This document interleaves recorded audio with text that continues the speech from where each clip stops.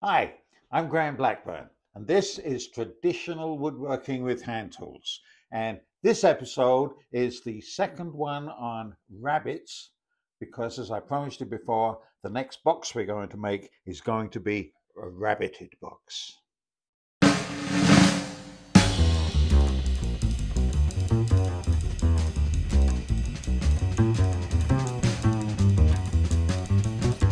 In an upcoming episode, we're going to be talking about making a slightly more complicated box than the one that we did in a previous episode. And this box is going to enjoy the benefits of rebates, as they say in England, or rabbets, as they say in America. So today, I'm going to be talking about showing you some of the different kinds of traditional tools that you can make rebates or rabbets, whichever word you prefer to use. This is the basic hundreds of year old rabbet plane. And if you look behind me on my shelf, you'll see that I have a whole collection of rebate planes that are different widths. One of the main features of most rabbet planes is that they have skewed blades. The blade doesn't go straight across, it's skewed, and that means that it makes it much easier to make a smooth cut if you're going across the grain. But that doesn't deny the fact that it's also really good for making a regular rabbet. Now, I'm going to be using this plane in a minute, but I want to show you something a little more complicated.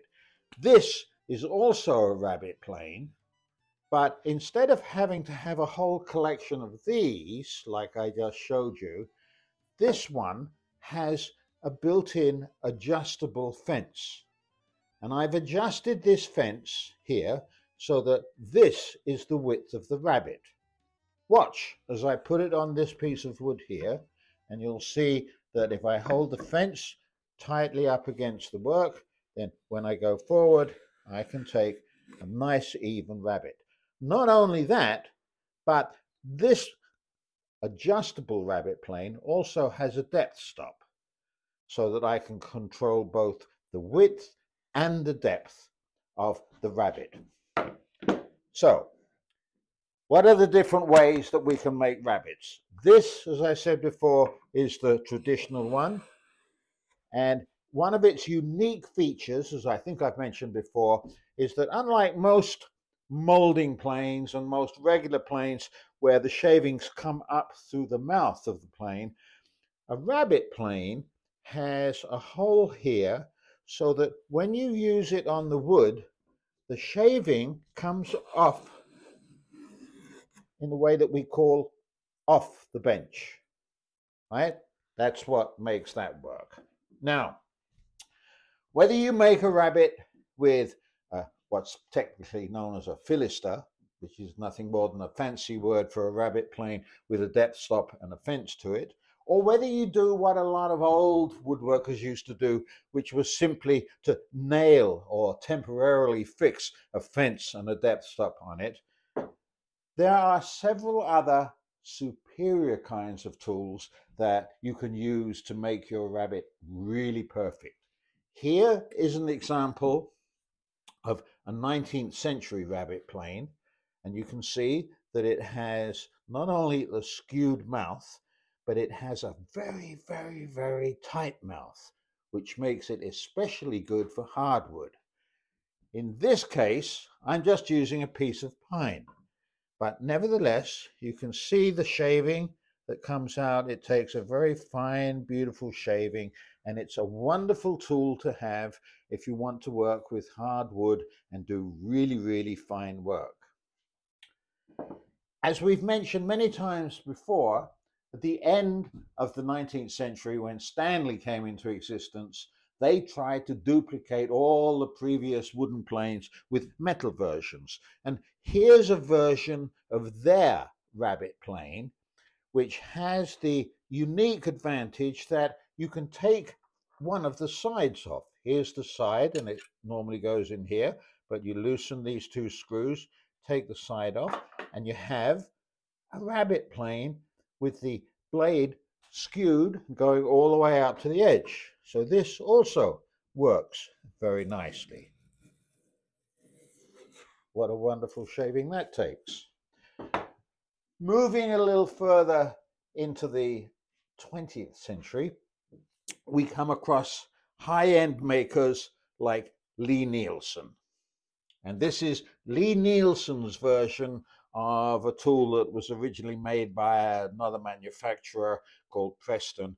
This is also a rabbet plane, but it's got a nice tight mouth. It's machined really perfectly, but it's not skewed. Nevertheless, its design is really comfortable for the hand, and it too will also take a really nice rabbet. So there you have 3 or 4 different ways of making a basic rabbet. A problem that often happens, and which we're going to encounter in the forthcoming episode where we make a rabbeted box, is that you don't always want to make rabbets that go all the way through. Sometimes you want to make what we call stopped rabbets. And here's an example of a piece of wood that I've halfway started, and I drew a line here because I only want the rabbet to go up to this distance here. So how does this work? Well, in the hand tool world, there are a whole bunch of planes designed to do precisely that.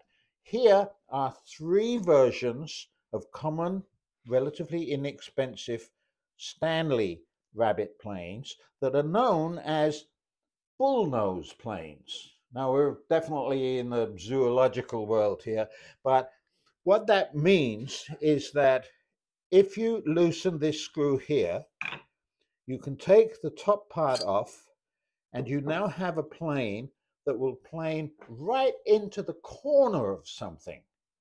You couldn't use one of these planes if you wanted to make a stopped rabbet, because you get to this point and the nose of the plane hits where you don't want to work anymore, but the blade is still only here. So how do these planes work? Well, marking the spot where you want the rabbet to stop, which I've done with a pencil here, right? You can see that. The first thing that I do is to, with a chisel on the line, very carefully, just tap down and maybe relieve that just a little bit. Now, I still need to plane all of this. So how do I do that? I do it with the bullnose rabbet plane. You can see there are 3 different widths here. For this example, I've chosen the longest one, but I've removed the top so that the blade, the iron, is now the very first thing that happens. And its use is very simple.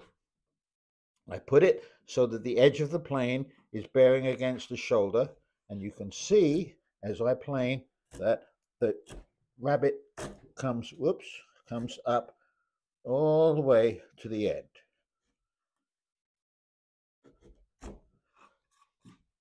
Needs a little cleaning up here, not too hard to do. But that's basically how you make a stopped rabbet. Just to pique your interest in some of the more complicated projects that we're going to be getting into, all of these planes are designed for straight, flat rabbets. But as I've said before, a lot of the best furniture that's been made over the past 500 years has had lots of curves. And in my tool chest over here, I have a variety of curved planes.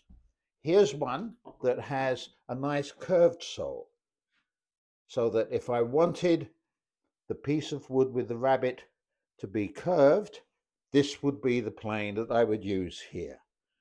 We'll get into that later when we start making curved furniture, but I hope for the meantime you've had a quick look at a variety of ways that you can make rabbets, through rabbets and stopped rabbets.